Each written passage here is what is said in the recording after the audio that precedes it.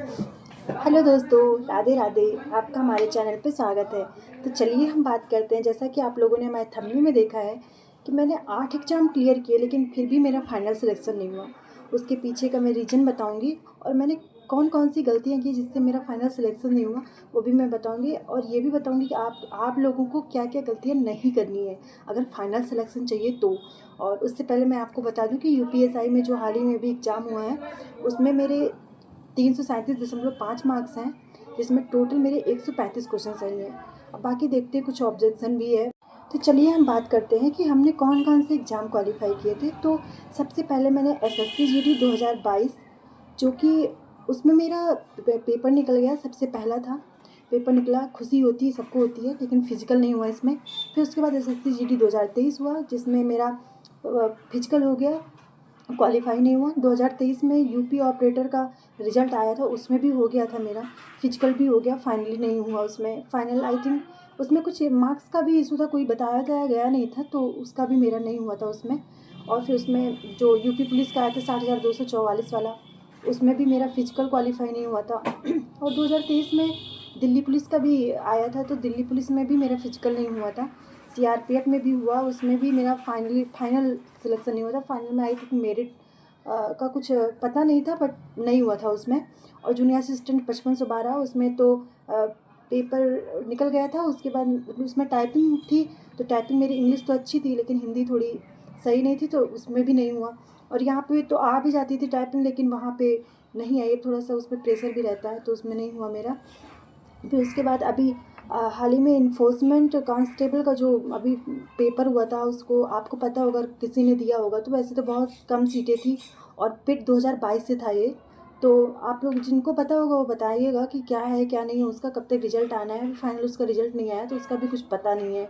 अभी यूपीएसआई का भी रिजल्ट आना है, इसका भी कुछ उम्मीद है कि देखो कब तक आता है कब तक नहीं आता है। तो आप लोगों को क्या गलती नहीं करनी है, तो इसमें यही है कि जैसे मैंने क्वालिफाई तो कर लिया एग्ज़ाम्स, लेकिन बहुत सी चीज़ें मैंने मिस्टेक की कि मुझे पता है कि अगर इतनी रनिंग है या कुछ भी है, तो मुझे साथ साथ रनिंग करते रहना चाहिए। यही सब लोग बोले कि हाँ तुम्हारी यही गलती है। तो आप लोगों को ये गलती नहीं करनी है। अगर कोई भी एग्ज़ाम देना है तो उसके ये भी देखना है कि इसमें कितना रनिंग है कितना नहीं है, तो रनिंग भी साथ साथ करते रहना है। और अपनी फिजिकल मेंटेन सबसे, मतलब सब कुछ एकदम से, क्योंकि कोई भी जॉब मिलनी होती है, कुछ भी जॉब की तैयारी करनी होती है, तो सिर्फ एक चीज़ उस पर नहीं होता है, हमें पढ़ाई भी करनी है, साथ साथ में टाइपिंग भी। अगर टाइपिंग उसमें मांगा गया तो टाइपिंग की प्रैक्टिस कीजिए, रनिंग मांगा गया तो रनिंग की प्रैक्टिस कीजिए। जो भी है उसमें कुल मिला के मतलब बस लगे रहना है, लगे रहना है। क्योंकि जब तक हम उसको, दिमाग में हमेशा वही चलते रहना चाहिए कि हाँ मेरा इसमें ये का है, फिर उसके बाद ये है ये है ये है। और बाकी मॉक टेस्ट, लास्ट में मॉक टेस्ट बिल्कुल लगाना है, वो भूलना नहीं है। मॉक टेस्ट भी लगाते रहना है। तो यही सब आप लोगों को फॉलो करना है, जिससे बहुत जल्दी आप लोगों को जॉब मिल जाएगी। मैंने यही गलतियाँ की, सिली मिस्टेक, और बाद में मुझे पछतावा भी होता है कि हाँ मैंने गलती की। लेकिन क्या ही करें, जो हो गया सो हो गया, अब क्या ही कर सकते हैं, आगे ही तैयारी करें। और यूपीएसआई की रनिंग तो मैंने स्टार्ट कर दी है, अब देखते हैं।